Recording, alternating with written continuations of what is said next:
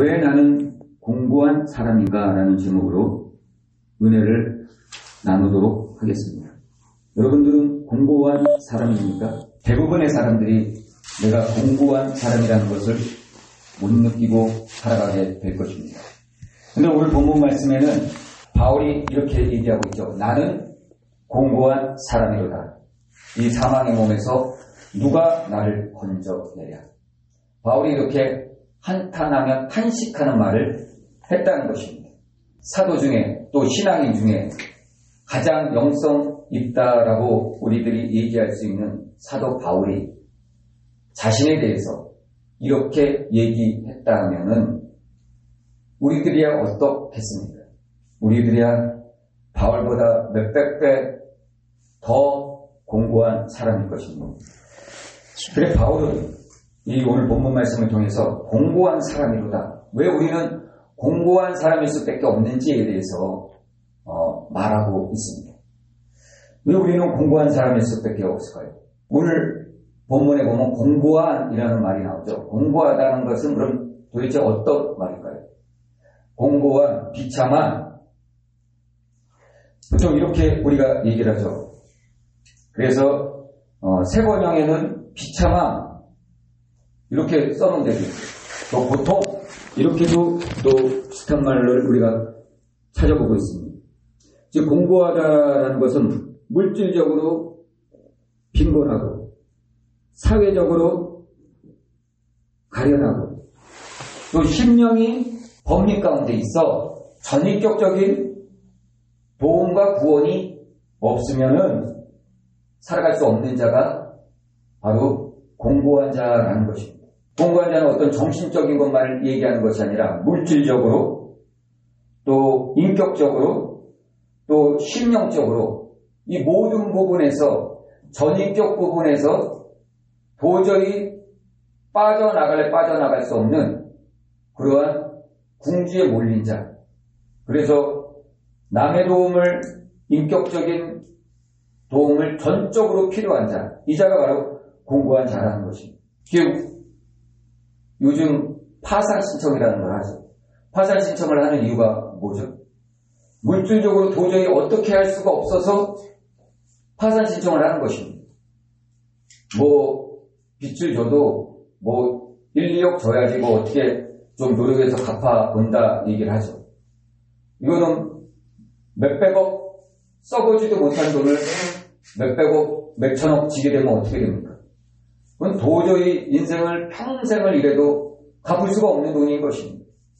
이렇게 비참한 가운데 있는 자, 도저히 자기 힘으로는 이루어질 수 없는 자, 이런 자를 공고한 자라고 말한다는 것이죠. 그래서 전도서에도 청년이여, 공고한 날이 오기 전에 너는 창조주 하나님을 기억하라 라고 얘기하고 있습니다. 공고한 날, 청년이 젊었을 때는 자기 힘과 자기의 능력이 있으니까 자기가 하고 싶은 거 다 하고 다니죠. 그렇지만 공고한 날이 오게 되면은 그렇게 할 수 없다라는 것이. 그 하나님께서 공고한 날이 오기 전에 네가 움직일 수 없는 날, 음식조차 입에 먹을 수 없는 날, 그날이 오기 전에 너는 창조주 하나님을 기억하라라고 말하고 있는 것입니다. 그러므로 이 공고한이라는 말은 전인격적으로 우리가 도저히 어떻게 우리 힘으로는 이루어질 수 없을 때 그때를 바로 공고한 자라고 하는 것입니다. 어떻습니까? 우리는 공고함을 느끼고 있습니까? 아마 대부분의 사람들이 공고하다는 것을 못 느끼게 될 것입니다. 왜냐하면 내가 당장 지금 잘 곳이 있고 내가 당장 쓸 돈이 있다, 먹을 게 있다, 이렇게 살아가고 있기 때문에 공고함이라는 것을 못 느낀다는 것이. 먹을 게 없고 당장 차비가 없고 이런 비참한 가운데 있는 사람을 공고한 사람이라고 하는 것이. 자, 그래서 오늘 바울은 바로 자신이 공고한 자라라고 얘기하고 있다는 거예요. 자신. 자, 그렇다면 오늘 우리가 왜 공고한 자인지 나누기 위해서 먼저 우리가 이 오늘 본문에서 알아야 될 개념 두 가지가 있습니다. 첫째는 나라는 개념입니다. 지금 바울이 나를 얘기하고 있죠. 나는 공고한 자다. 이 나라는 개념을 먼저 우리가 알아야 되고, 두 번째는 한 법이라는 개념을 또한 알아야 됩니다. 이 두 가지 개념을 모르고서 공고한 자라고 아무리 얘기해봤자 무엇이 공고한지, 내가 진짜 공고한 자인지 알 수가 없다라는 것입니다. 그래서 오늘 본문을 여러분들이 혹시 나중에 보게 되더라도 이 나라는 존재와 이 법이라는 개념, 성경이 말하는 성경적인 의미는 무엇인지 그거를 먼저 우리가 알 때 이 공고함이 왜 나에게 있는지를 알게 된다는 것입니다. 자, 그렇다면 이 두 가지 개념 중 먼저 나라는 개념을 한번 먼저 보도록 하겠습니다. 오늘 본문 말씀 로마서 7장 21절을 한번 보도록 하겠습니다. 로마서 7장 21절, 그러므로 내가 한 법을 깨달았노니 곧 선을 행하기 원하는 나에게 악이 함께 있는 것이로다. 나에게 선을 행하기 원하는 나에게, 나라는 존재를 얘기하고 있죠. 여기서 나는 누구죠? 바울이 얘기하는 이 본문의 나는 바울이죠. 바울로부터 시작된 것이에요. 근데 이 나라는 개념은 단순히 바울에 한정된 게 아니에요. 바울로부터 시작해서 예수 그리스도를 믿는 모든 자에게까지 얘기하는 부분이 바로 이 나라는, 오늘 본문이 얘기하고 있는 나라는 존재인 것이에요. 예수 믿는 자들, 예수 믿지 않는 자들이 아니라 예수 믿는 자들, 바로 바울로부터 시작해서 오늘날에 이르기까지 모든 자를 바로 바울은 나에게라고 이렇게 표현하고 있는 것이 나. 바로 이러한 개념의 나는 어떤 모습을 내 안에 갖고 있을까요?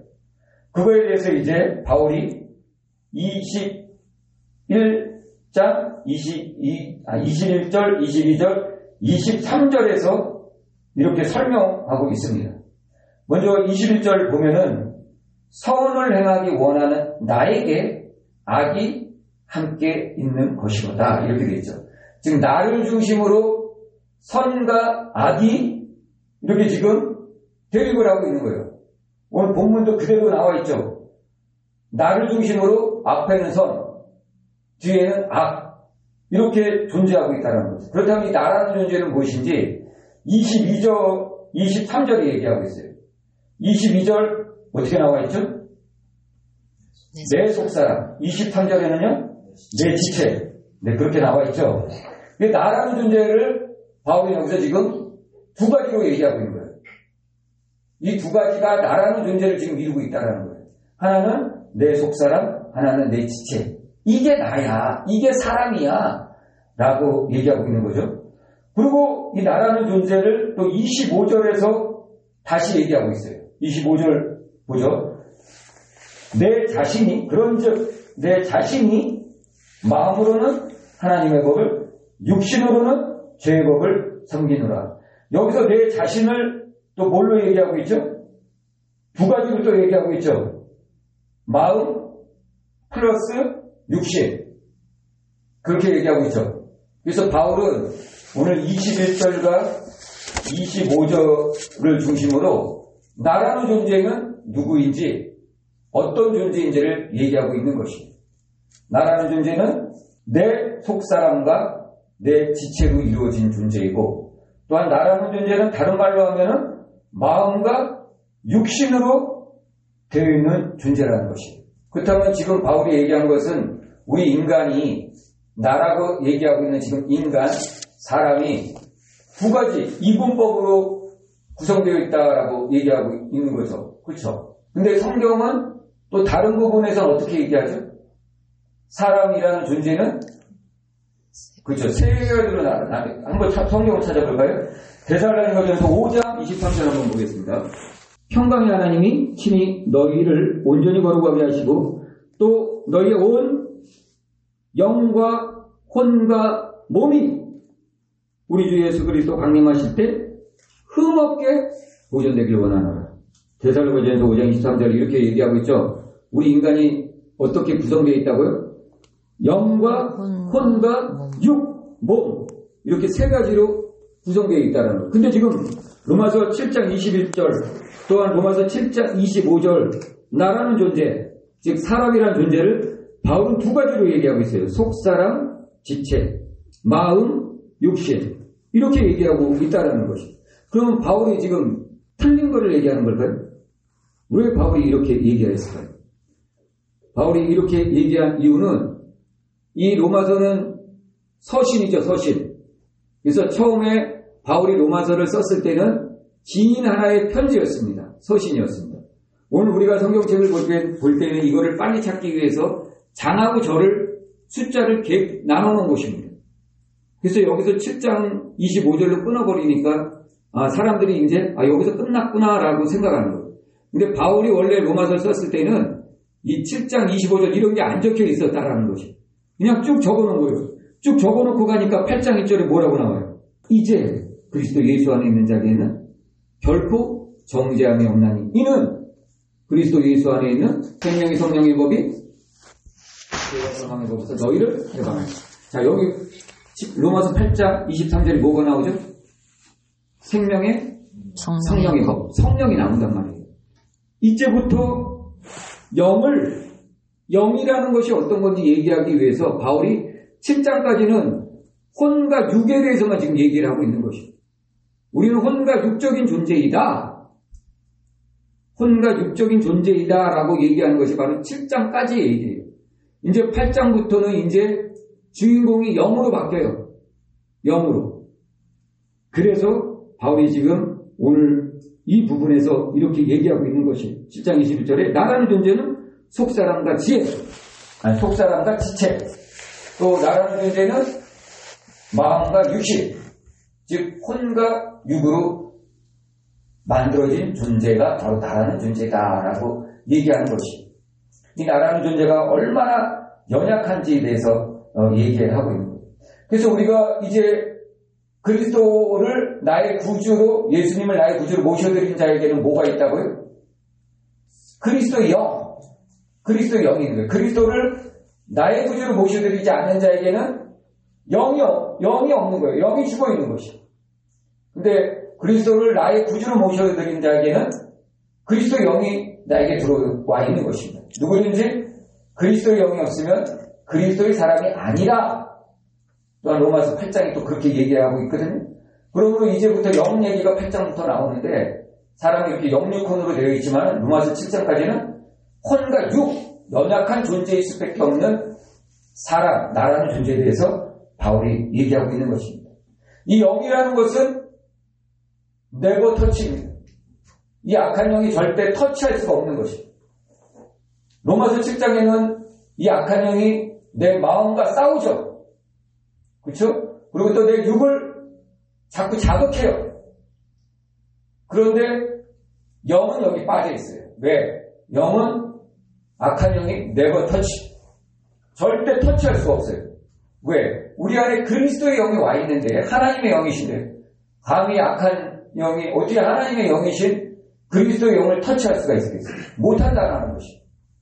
그래서 바울이 이 7장과 8장을 지금 이렇게 나눠놓은 것입니다. 자, 우리는 이제 나라는 존재가 어떤 건지 알았죠. 나라는 존재는 육신을 입고 혼을 갖고 있는 그러한 연약한 존재라는 것을 바울이 지금 오늘 본문에서 얘기하고 있는 것입니다. 자, 이제 두 번째 우리가 알아야 될 또 개념이 있죠. 뭐라고 그랬죠? 법. 로마서 7장 21절 보겠습니다. 그러므로 내가 한 법을 깨달으니 곧 선을 행하기 원하는 나에게 악이 함께 있는 것이라. 이렇게 한 법, 로마서 7장 21절 보면 한 법이라고 나오죠. 한 법. 근데 이렇게 법이 한 가지만 나오면은 오늘 본문 말씀이 이해하기가 아마 굉장히 쉬워요. 근데 이 로마서 7장이 굉장히 어려운 부분이에요. 굉장히 어려운 부분이기 때문에 이 부분을 여러분들이 잘 이해하고 가야지 복음이 어떤 것인지 제대로 내 마음에 새기면서 남은 삶을 살아갈 수가 있는 것입니다. 자, 오늘 본문 말씀 다시 한번 보면 7장 21절부터 25절까지 법이라는 것이 몇 번 나오니까 한 번, 두 번, 세 번, 네 번, 다섯 번 나옵니다. 5번. 그러니까 이 법이라는 것이 5번 나오니까 헷갈리는 것이. 한번 볼까요? 로마서 7장 21절 내가 한 법이 나오죠. 한 법에 동그라미. 7장 22절 보면 하나님의 법, 또 하나님의 법이 나오죠. 하나님의 법에 동그라미. 또 7장 23절에 보면 한 다른 법, 또 동그라미. 내 마음의 법, 또 동그라미. 또 7장 23절 밑에 보면 죄의 법, 또 동그라미. 5개가 나와요. 7장 25절 보면은 하나님의 법, 죄의 법, 또 한 번씩 나오고 또 반복되고 있죠. 그래서 이 법이라는 것이 5번이나 반복해서 나오니까 이게 헷갈리는 거예요. 헷갈리고 도대체 무슨 법을 얘기하는 거냐. 로마서 7장 21절 이 한 법을 노모라는 단어를 원어로 썼습니다. 노모라는 단어는 율법이라는 의미를 갖고 있어요. 근데 이 5가지 전부 노모라는 단어를 썼어요. 노모라는 단어를 썼는데 그 앞에 어떤 수식하는 게 있다라는 것이에요. 그래서 한 법, 하나님의 법, 한 다른 법, 내 마음의 법, 죄의 법, 이렇게 해놨다는 거예요. 이거를 다시 원어 성경으로 얘기하면 노모라고 했죠. 그래서 노모를 한번 넣어서 얘기하면 한 노모, 하나님의 노모, 한 다른 노모, 내 마음의 노모, 죄의 노모, 전부 율법이라는 얘기예요. 한 율법, 하나님의 율법, 한 다른 율법, 내 마음의 율법, 죄의 율법, 이런 얘기를 하는 것이에요. 그러니까 이것이 얼마나 헷갈리고 뒤집히고 머리가 복잡해지고 목사님들도 이 본문을 설교할 때 제대로 이거를 얘기를 안 해주니까 성도들은 이게 헷갈려하는 거예요. 도대체 이게 뭔 율법이 이렇게 많이 반복되어 있는가? 헷갈리는 것이죠. 그래서 먼저 우리가 이 노모, 율법, 오늘 본문이 얘기하고 있는 5가지 법, 율법에 대해서 먼저 그 개념을 알아야 된다는 것이죠. 오늘 본문 말씀 이 법, 노모, 율법은 이 헬라 문화에서는 율법이라는 의미로 쓰이기도 하지만 규칙, 규정, 법칙, 관습, 규범 이런 의미로도 쓰이고 있어요. 근데 이런 의미로 쓰일 때 여러 분야에서 다 쓰이고 있어요. 뭐 우주법, 또 사회법, 또 문화, 도덕, 종교, 자연 이 모든 분야에서 이 노모, 율법이라는 단어를 헬라 사회에서는 쓰고 있다라는 것입니다. 그런데 그 중에서도 가장 많이 폭넓게 쓰이는 것이 바로 이 법조계에서 이 노모라는 단어를 쓴다는 것이 노모, 율법이라는 단어를 쓴다는 것이. 그런데 이 노모라는 단어에 또 한 가지 색다른 용법이 있는데 우리는 이 용법에 주의를 기울여야 되는 것입니다. 지금 노모는 어떤 의미가 있다고 그랬죠? 하나의 법칙, 규범, 율법 이런 의미가 있다고 그랬죠. 근데 여기에 더해서 하나의 이 노모의 사용법이 있는데 그거는 어떤 것이냐면 바로 신이든 또는 사람이든 간에 영감을 받은 사람이 입법자가 되고 제정자가 된다는 것이죠. 그러니까 신이 제정한 법을 노모 또는 사람이 법을 제정한다 하더라도 신으로부터 영감을 받아서 선포를 하면 그 법이 제정이 되죠. 그럼 이때 율법, 노모라는 단어를 쓴다는 것이죠. 그러니까 우리나라는 민주주의 국가죠.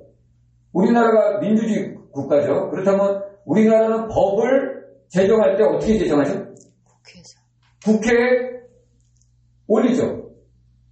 그래서 뭐 민식이법 얼마 전에 이 민식이법 제정되었죠. 민식이법 제정할 때 어떻게 했어요? 뭐 그냥 아무나 가서 민식이법 그 법으로 올려 이렇게 해서 올리는 거예요? 아니죠.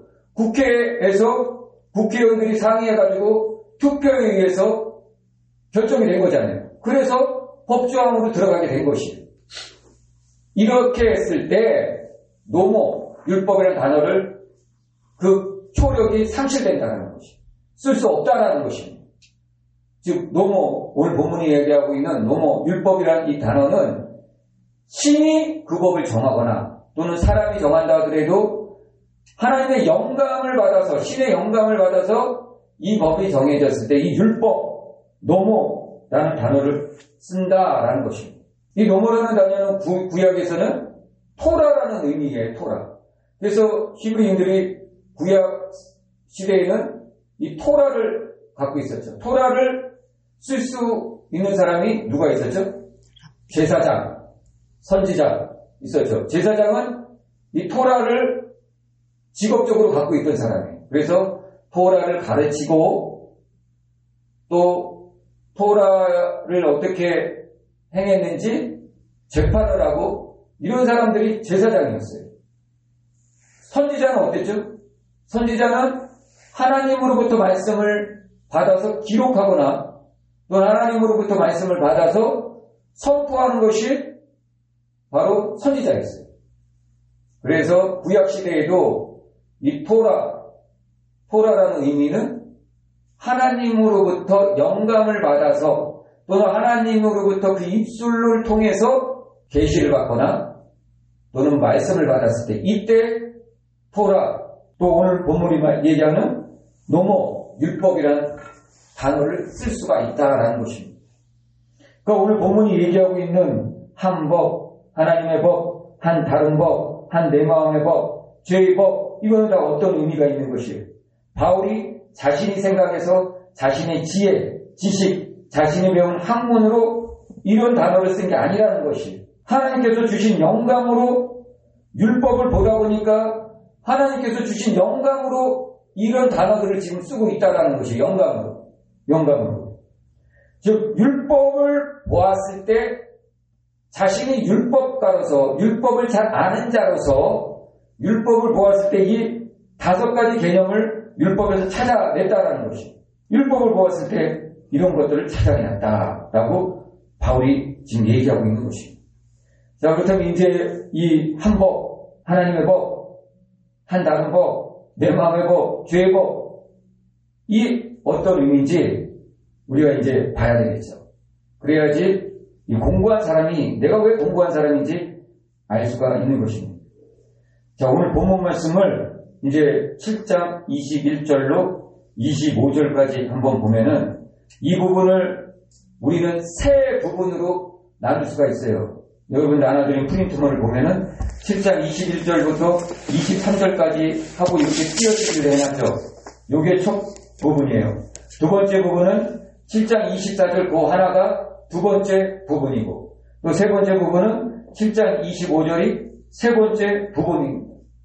이렇게 세 부분으로 나눠서 오늘 본문을 바울이 이 말씀을 얘기하고 있는 것입니다. 그래서 7장 21절부터 23절까지는 나의 존재가 두 가지로 나눠져. 뭐였죠? 속사람과 지체 이렇게 나눠져. 그렇다면 이 속사람과 지체 가운데 하나님 이 한 법은 어떻게 적용되는지 이 한 법에 대해서 이제 바울이 7장 21절부터 23절까지 얘기하고 있는 것입니다. 자, 그렇다면 우리가 먼저 봐야 될 게 한 법 7장 21절에 그러므로 내가 한 법을 깨달았노라 이렇게 얘기하고 있죠. 그렇다면 이 한 법은 무엇일까요? 자, 이 한 법을 지금 7장 21절이 23절까지 두 가지로 얘기하고 있어요. 두 가지. 잘 들으셔야 돼요. 잘 들으셔야 돼요. 이 한 법을 두 가지로 얘기하고 있는데 첫째는 뭐냐? 7장 21절이 바로 설명해주고 있어요. 바울이 율법을 보다 보니까 내가 한 법을 깨달았다. 그게 뭐냐? 곧 뭐죠? 선을 행하기 원하는 나에게 악이 함께 있는 것이로다. 이걸 깨달았다는 거예요, 바울이. 그러니까 바울이 율법, 하나님께서 주신 그 율법을 보다 보니까 하나님께서 하나의 감동을 주셔갖고 하나의 법칙, 규칙 이런 걸 깨달았다라는 것이. 그래서 노무라는 단어를 쓴 것입니다. 자신의 어떤 지혜를 깨달은 게 아니라 성경을 보다 보니까 말씀을 보다 보니까 하나님께서 그 하나의 규칙, 율법에 있는 하나의 규칙, 법칙을 주셨다라는 거예요. 그것이 뭐냐?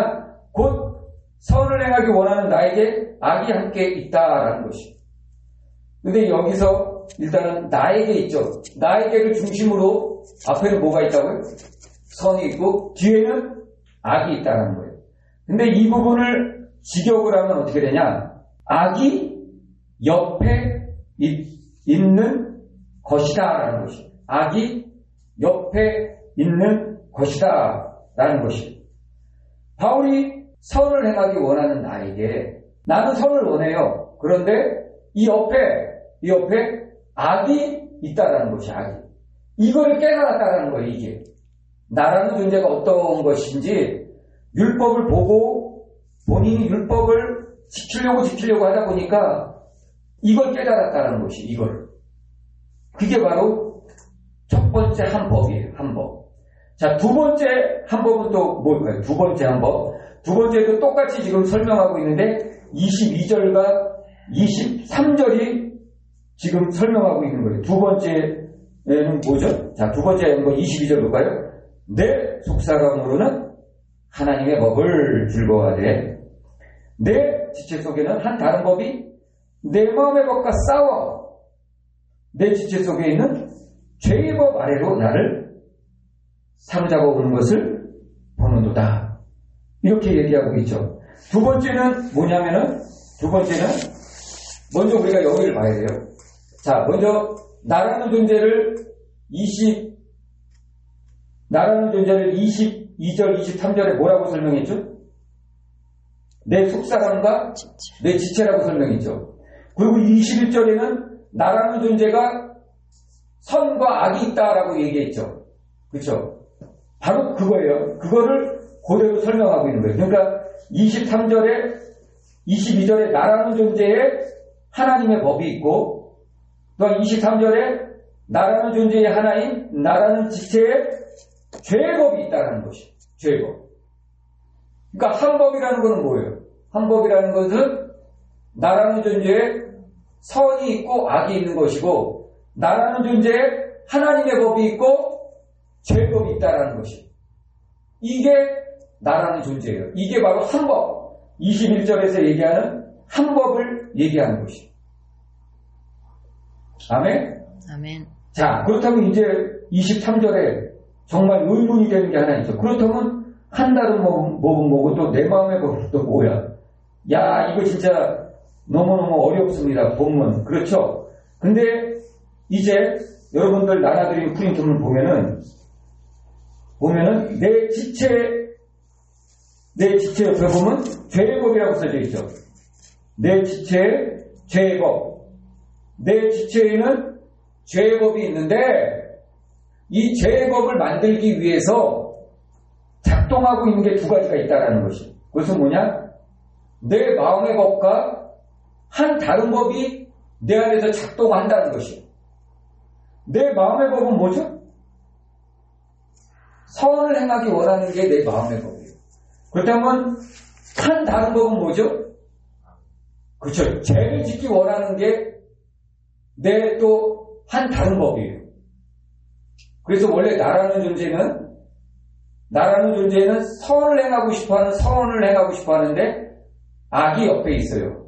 그래서 내 마음, 내 속사람으로는 하나님의 법을 따르고 싶은데 죄의 법이 내 옆에 있다라는 것이에요. 죄의 법이. 죄의 법, 악이 내 옆에 있다라는 것이. 그래서 율법이 낮에 들어오면 요 악이 기회를 잡는 것이에요. 그래서 하나님의 법을 따르고 싶은 내 마음과 그 다음에 죄를 짓고 싶은 내 마음, 한 다른 법이 또 내 마음을 사로잡는 것이에요. 그래서 얘네들이 싸우게 만드는 거예요. 싸우게 만들어갖고 결국에는 어떻게 되느냐? 결론을 뭐라고 내렸어요? 죄의 법으로. 그렇죠. 내 옆에 와 있는 요놈이 내 옆에 와 있어요. 악이 옆에 와 있다. 내 옆에 와 있는 죄의 법으로 나를 사로잡아 가는 것을 보는도다. 바울이 이렇게 얘기하고 있는 거예요. 바울이 아예 결론까지 다 내버렸어요. 우리는 내 마음의 법과 한 다른 법이 싸워서 좀 내 마음의 법이 이겨서 승리해가지고 거룩해졌으면 좋은데 그렇지 못하다는 거예요. 아예 결론을 내려버렸어요. 내 죄의 법으로 나를 사로잡아오는 것을 보는도다. 본다라는 것은, 보는도다라는 것은 눈 뜨고 그냥 당하고 있다라는 얘기예요. 눈 뜨고 당하고 있구나 내가. 이런 얘기예요. 관망하고 있다라는 얘기예요. 우리 속담에도 이런 얘기가 있죠. 눈 떴는데 코백한다라는 얘기가 있죠. 내가 알면서도 당한다라는 얘기, 알면서도. 그러니까 나라는 존재를 지금 바울이 그렇게 설명하고 있는 거예요. 나라는 존재에는 선과 악이 옆에 있다라는 것이에요. 근데 이 나라는 존재에는 속사람은 하나님의 법, 겉사람 내 지체는 죄의 법이 있다라는 것이. 이 두 가지가 지금 나라는 존재에 지금 이렇게 있다라는 것이. 그런데 한 다른 법, 죄를 짓고 싶어하는 법, 또 내 마음의 법, 선을 행하고 싶어하는 나의 법이 율법이 들어오면은 이 싸운다라는 거예요. 그래서 결국에는 내가 져서 이기는 게 아니에요. 결국에는 져서 죄의 법 아래로 나를 끌고 가는 것을, 사로잡아 오는 것을 내가 보고 있구나. 이런 얘기예요. 죄를 결국 짓게 되는 것을 어쩔 수 없다라고 지금 얘기하는 것이죠. 이 앞부분에서도 바울이 뭐라고 했어요? 내가 왜 죄를 짓는지 나도 모른다. 나는 선을 행하고 싶은데 내가 왜 죄를 짓는지 나도 나를 모른다라고 얘기했잖아요. 그러면서 그 책임을 뭐에다 전가시켰어요? 죄에 전가시켜버렸잖아요. 바로 그 얘기를 이제 하고 있는 거예요. 나라는 존재가 바로 이러한 존재다라고 바울이 얘기하고 있는 것입니다. 자, 이제 바울이 나라는 존재에 대해서 이제 7장 21절부터 23절 이해되시죠? 바로 이렇게 얘기를 한 거예요. 그리고 이제 24절에 가서 이제 한탄을 하는 거예요. 한탄. 24절 보죠. 오라 나는 공고한 사람이다. 이 상황의 몸에서 누가 나를 건져내나. 공고한 사람이다. 정말 비참한 사람이구나. 나의 이 죄의 문제를 도저히 해결할 방법이 없는 존재구나. 그게 바로 나라는 존재구나 라고 바울이 한탄하는 것이. 그러니까 우리는 여태까지 내가 예수 믿었으면은 내가 죄를 이겨야지, 내가 거룩하게 살아야지. 물론 그게 나쁜 것은 아닙니다. 당연히 예수 믿었으면 예수님의 마음을 본받아 거룩하게 살아야 되는 거죠. 예수님 따라가야 되는 것입니다. 근데 우리 육신이 너무나도 연약하기 때문에 내 안에는 선과 악이 같이 대립하고 있는 그러한 존재이기 때문에 결국에서는 나는 육신에 져서 죄의 것으로 끌려갈 수밖에 없는 존재라는 것을 바울이 지금 한탄하는 것이에요. 오라 나는 공고한 사람이구나. 어때요? 이제 여러분들이 공고한 사람이라는 걸 깨닫게 되었습니까? 어때요? 내가 죄를 이길 수 있다라고 아직도 생각하고 있습니까? 내가 율법을 지킬 수 있다라고 생각하고 계십니까? 절대 못 지킨다는 것이에요. 한 번, 두 번, 10번은 율법 지킬 수 있다, 죄 이길 수 있다라고 말씀드렸죠. 그렇지만 결국에 가서는 11번째 가서는 21번째 가서는 의지가 강한 사람 31번째 가서는 결국에 가서는 그 죄에 자빠지고 만다라는 것이에요. 이 죄가 마치 고양이 앞에 생선과 같은 것이, 고양이 앞에 썩은 생선을 내놓고서 너 이 생선 먹지 마, 회초리 들고 아무리 말려봤자 어떻게 되겠어요? 잠깐 한눈 파는 사이에 고양이가 그 생선 집어갖고 가겠죠? 바로 죄가 그거와 같다라는 것이. 우리는 죄를 이길래 이길 수 없는 존재라는 것을 바울이 알라는 것입니다. 그래서 나는 공고한 사람이구나 라고 바울이 오늘 얘기하고 있는 것입니다. 이 사망의 몸에서 누가 나를 건져내냐. 한탄하고 있는 거예요. 사망의 몸은 뭐죠? 육신. 그렇죠. 육신의 몸은 뭐죠? 그러니까 여기서 사망의 몸이라는 것은 죽을 수밖에 없는 몸이라는 것이에요. 죽을 수밖에 없는 몸. 우리는 죽을 수밖에 없는 몸이죠. 왜죠? 아담과 하와의 범죄로, 한 사람의 범죄로 사망이 들어왔어요. 그래서 모든 사람이 범죄였으므로 모든 사람에게 사망이 왔다라고 우리가 앞전에 묵상했죠. 그래서 이게 바로 사망의 몸이라는 거예요. 죽을 수밖에 없는 몸이라는 거예요. 근데 오늘 본문이 얘기하고 있는 사망의 몸은 누구의 사망의 몸이죠? 그리스도인들의 사망의 몸이라는 것이에요. 그리스도인들의 사망의 몸. 그러면 예수 믿지 않는 사람들은 무슨 몸이죠? 우리가 먼저 앞에 묵상했죠? 로마서 6장 6절 한번 보겠습니다. 로마서 6장 6절. 자, 로마서 6장 6절. 우리가 알거니와 우리 옛사람이 예수와 함께 십자가에 못 박힌 것은 죄의 몸이 죽어 다시는 우리가 죄에게 종로로 다지 않게 하려 하시나. 죄의 몸 나오죠. 그러니까 예수 믿지 않는 사람들은 죄의 몸으로 죽는 것이에요. 왜? 죗값으로 죽는 것이에요. 죗값으로 죽는 것이 죄의 몸이에요. 그럼 오늘 로마서 7장 24절에 얘기하고 있는 죽을 몸, 사망의 몸은 어떤 몸이에요? 이거는 죄의 몸으로 죽는 몸이 아니라 죽을 몸이기 때문에 죽는 것이라는 것이. 한 번 죽는 것은 사람에게 정하신 것이 그 후에는 심판이 있으려. 사람은 죽게끔 되어 있다는 거죠. 아담과 하와의 범죄로 죽을 수밖에 없는 존재가 되었다는 것이. 그래서 죽는 것이지 죄의 몸으로 죽는 것이 아니라는 것이. 그러니까 7장 24절에 얘기하고 있는 오라 나는 공고한 사람이라 이 사망의 몸, 즉 죄의 몸으로 죽는 것이 아니라 원래 나는 죽을 몸이라서 죽는 것이라는 것이. 이 죽을 몸이라서 죽는 것, 이거 누가 건져내겠어요? 사람에게 한 번 죽는 것은 정하신 일인데 여기서 건져낼 자가 없다라고 얘기하는 것이. 즉 우리가 이 공고한 가운데서 도저히 빠져나갈 수 없는 존재라고 바울이 얘기하고 있는 것입니다. 그렇게 하면서 이제 바울이 25절로 이제 내려가면서 결론을 맺고 있는 것이죠. 자, 25절 볼까요? 우리 주 예수 그리스도로 말미암아 하나님께 감사하리로다. 그런즉 내 자신이 마음으로는 하나님의 법을, 육신으로는 죄의 법을 섬기노라. 자, 바울이 25절에 이렇게 얘기하죠. 우리 주 예수 그리스도로 말미암아 하나님께 감사하리로다. 뜬금없이 24절은 뭐라고 했어요? 오라 나는 공고한 사람이라 이 사망의 몸에서 누가 나를 건져내라. 불가능을 얘기하고 있거든요. 건져낼 자가 없다. 나는 공고한 사람으로서 죽을 수밖에 없는 육신에 거하는 존재이다라고 한탄하고 있었다니까요. 그런데 뜬금없이 25절에 어떻게 얘기해요? 우리 주 예수 그리스도로 말미암아 하나님께 감사하리로다 이렇게 얘기하고 있다는 거예요. 그럼 이건 무슨 말이에요?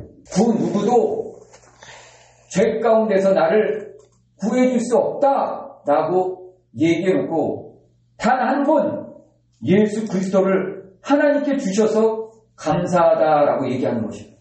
그러니까 우리가 우리의 능력 또 다른 사람의 힘을 빌려서 우리의 죄값을 청산할 수 없지만은 하나님께서 예수 그리스도를 통해서 우리의 죄값을 청산해 주셨다는 것이. 그래서 하나님께 감사한다라고 지금 탄식 후에 감사의 기도를 바울이 하고 있는 것입니다.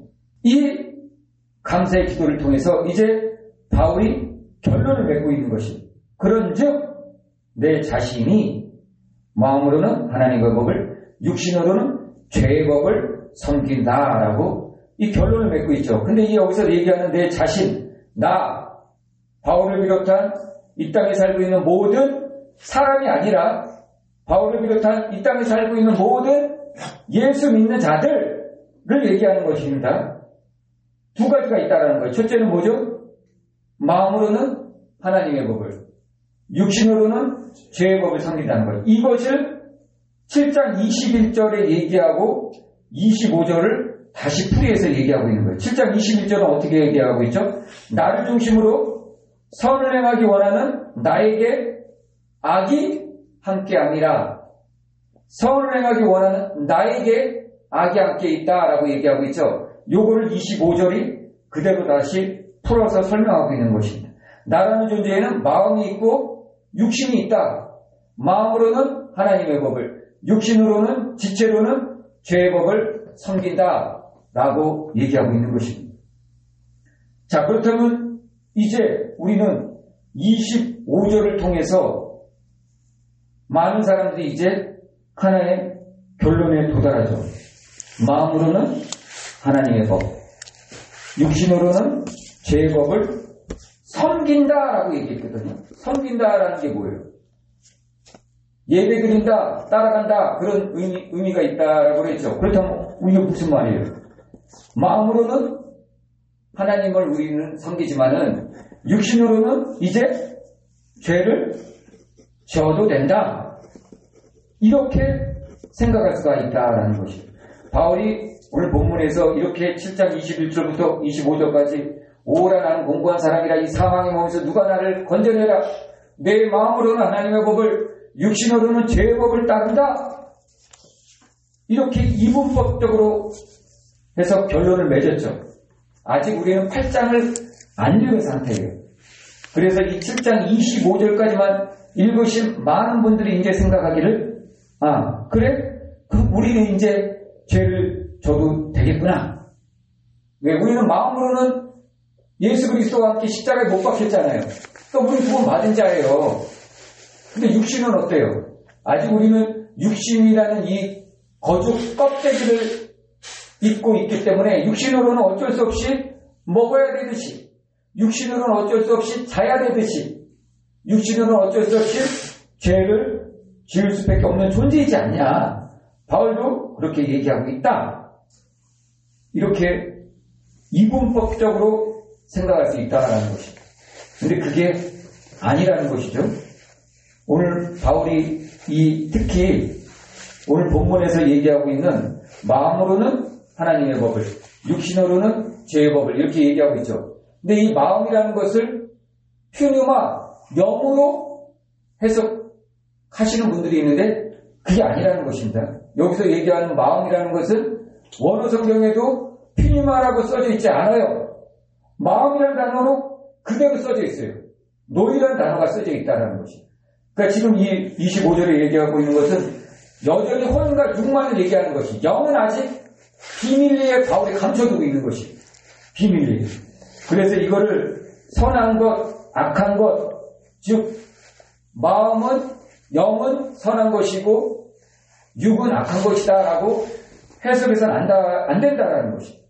바울이 지금 그걸 얘기하고 있는 것이. 그래서 우리가 이 본문을 보고서 첫째는 영은 선한 것, 육은 악한 것, 이렇게 해석하지 말라는 것입니다. 육도 하나님께서 만드신 거기 때문에, 만들어주신 거기 때문에 육도 선한 것이에요. 아멘. 육도. 그렇기 때문에 존귀한 거고 귀한 것입니다.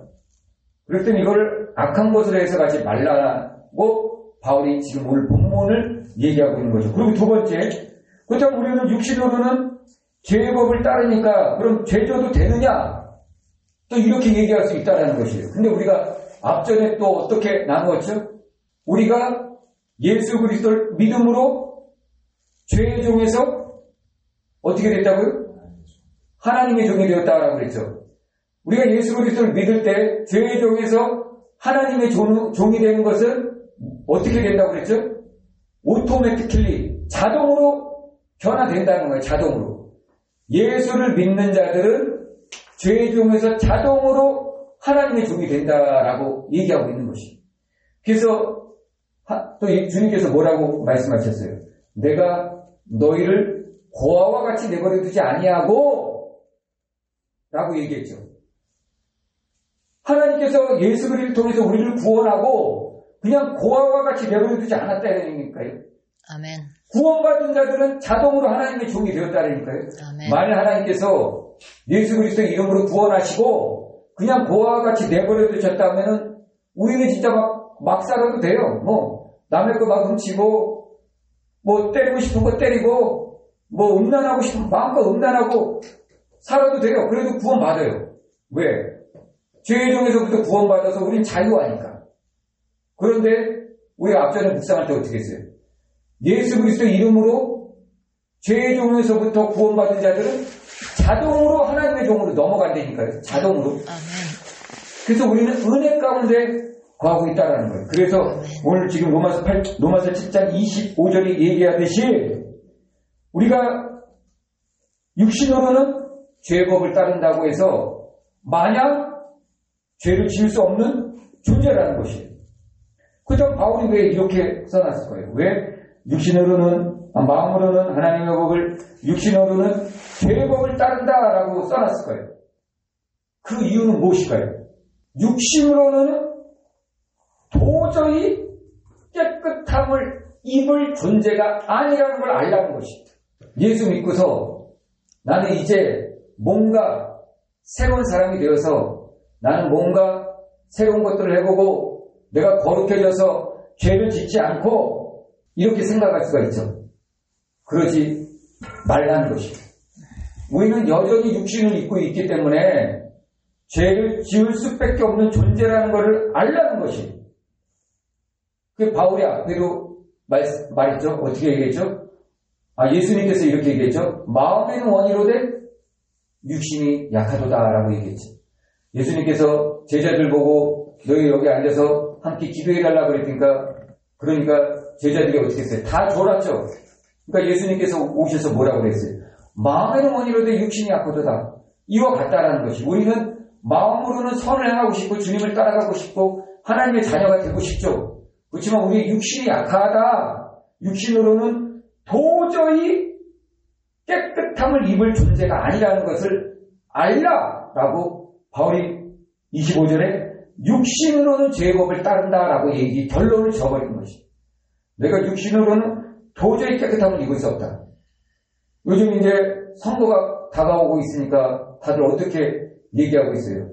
서로 남의 잘잘못을 막 들춰내고 자기는 마치 깨끗한 양 다 그렇게 처신들하고 말들을 하죠. 근데 우리나라 속담에도 어떤 말이 있죠? 털어서 먼지 안 나는 사람 없다라고 얘기하고 있죠. 털면은 죄들이 줄줄줄줄 털털털털 털려서 나오는 것이 사람이라는 것이, 정치인이건 정치인이 아니건, 유대인이건 유대인이 아니건, 크리스찬이건 크리스찬이 아니건 털면은 죄가 줄줄줄 나온다는 것이, 남자이건 여자이건 목사이건 성도이건 털면 죄가 줄줄줄 나오는 존재, 그게 바로 나라는 존재라는 것을 바울이 알라고 로마서 7장 25절에 마음으로는 하나님의 법을, 육신으로는 죄의 법을 따른다라고 결론을 지어버린 것입니다. 바울이 이제 이렇게 결론을 맺고서 만일 로마서 사진을 여기서 끝내버렸다라고 하면은 얼마나 좋겠습니까? 그런데 바울이 이제 로마서 8장으로 넘어가죠. 로마서 1장부터 7장까지는 이제 주로 죄와 육신, 주인공이 죄와 육신이었어요. 죄와 육신에 대해서 계속 얘기하고 있어요. 근데 이제 로마서 8장으로 넘어가면서 이제 주인공이 바뀌어요. 주인공이 뭘로 바뀌어요? 성령, 영으로 바뀌는 거예요. 영으로, 영. 우리가 아까 읽었지만 로마서 8장 1절, 2절 어떻게 얘기하고 있죠? 그러므로 이제 그리스도 예수 안에 있는 자들은 결코 정죄함이 없나니, 정죄함이 없대요. 근데 로마서 7장 25절 끝에는 뭐라고 얘기하겠어요? 육신으로는 죄의 법을 따른다 얘기해놓고선 그리스도 예수 안에 있는 자에게는 결코 정죄함이 없나니, 이는 그리스도 예수 안에 있는 생명의 성령의 법이 죄와 사망의 법에서 너희를 해방하였습니다 라고 얘기하고 있는 것입니다. 이제 8장부터는 성령을 얘기하고 있는 거예요. 성령, 영, 새 영을 얘기하고 있는 것입니다. 이거는 완전히 다른 차원이에요. 다른 차원. 여태까지 우리는 육신으로 깨끗함을 입으려고 했었는데 육신으로는 안 돼! 바울이 이렇게 얘기하고 있습니다. 근데 뭘로 되냐? 성령으로 된다는 거예요. 성령. 아멘. 그러므로 바울이 지금 얘기하고 있는 거는 우리가 육신으로는 사람은 도저히 변화될 수 없는 존재다. 내가 뭐 깨끗해지고 뭐 좀 배우고 성품 교육을 받으면은 내가 좀 나아질까? 그게 아니라는 것이. 사람은 육신으로는 도저히 깨끗해질 수 없고 변화될 수 없는 존재다. 그런데 무엇으로 가능하냐? 예수 그리스도를 통해서 성령을 받은 자, 예수 그리스도를 믿는 자들에게는 하나님께서 성령을 주셔서 성령으로는 우리가 성령을 의지해서 산다면 우리의 삶이 영을 따라가기 때문에 변화된 삶을 살 수 있다라고 말하고 있는 것입니다. 그래 바울은 이제 육신적으로는 우리는 공고한 자이지만 이제 이 육신의 것을 맺는 것입니다. 육신으로는 우리 도저히 깨끗하게 살 수 없는 존재인 것을 깨달아라 라고 오늘 본문을 7장 25절을 맺고 있는 것입니다. 그러므로 오늘 바울이 얘기했듯이 우리는 공고한 자인 것입니다.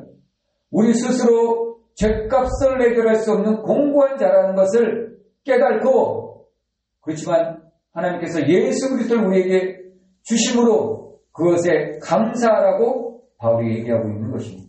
오늘 예수 그리스도가 우리에게 있음으로 인해서 감사하는, 예수 그리스도가 나의 구주로 모셔드림에 있어서 감사하는 아멘. 그러한 삶을 살아가시는 성도 되시기를 예수님의 이름으로 축원합니다.